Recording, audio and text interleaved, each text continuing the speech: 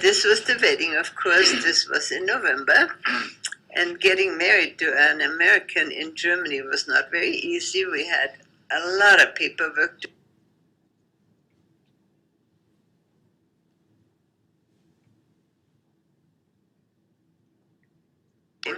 Okay, and so now we're going to start. Okay, the next picture is still there's that fancy man with his black robe. And I like that picture so much because the bridegroom holds the bouquet. The flowers. The flowers, yeah. And he looked at me really critical if I signed my name right. I was a little bit embarrassed at holding the flowers. He looked really cute doing it. See, there was the judge. You could see him. And this is the wedding party with my sister and the two best men, and then, of course, my parents on this side. My dad was blinded in the war, my stepdad, but he was a wonderful, wonderful person. And, of course, you got to seal it with a kiss. Oh, yeah. Very romantic, and then we went and on notice our how young we honeymoon. are. Yeah, and how beautiful, yeah.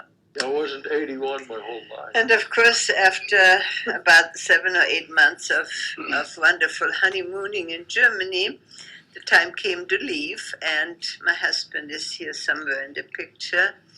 Last day at the barracks, all day long they had meetings to get ready to leave. And yeah, and I had to go when the army left. I was in the army, so I had to go. I was too bad, the time newlywed in Germany was fantastic. And then we had to leave.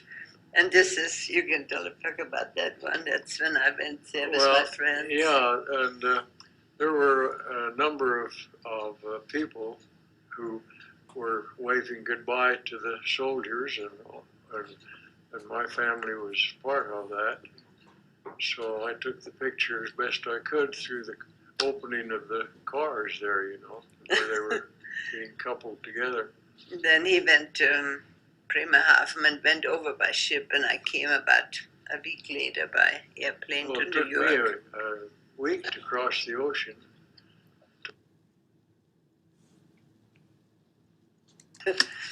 This is good, saying goodbye to my parents. They were wonderful, wonderful people, and it was sad to leave.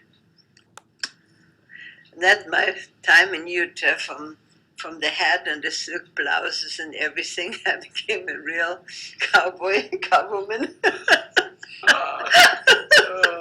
It was different, and my clothes absolutely didn't fit into the new life somehow. I got off the airplane in New York with my beautiful silk blouse, hat, and I was already expecting a baby, so my feet were so swollen I got off in stocking feet. This is in Heber, Grandpa, Dad's dad, was Dad's a lot of brother. beautiful scenery up in that area if you know where to go. Up on Lindsay Hill. Oh, yeah. And this is Dad's family in Heber. We have my sister and her husband and children. Lots of little children. My mother and dad. We lived in Stadium Village in Salt Lake as students. Those curtains at the window are decorations that are not made, and out of sheets. Bed sheets. And where we lived was. And Bess and Uncle Kim were fantastic people. They adopted me, kind of. This is our first child, Brian, in their arms. He was a professor at the University of Utah, and she was his wife, my dad's sister. They lived in Salt Lake.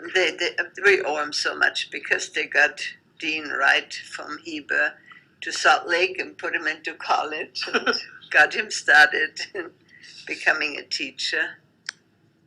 Brian, barely born, a few days old. He was our firstborn, a year after we were married. And he is, of course, like Julie and Darren, a joy of our lives. This is Grandma Lewis, your grandma. That's my mother's mother. And, at that time, she didn't look old, and she wasn't as old as I am right now. Can you imagine that? Probably 10 years younger. She was a great grandma. They all had their babies so early. Dean's mother became a grandma at 36. 6. Yeah, I became a grandma at 50. Finally, when Stephen Potter was born. This is Brian again in his little playpen.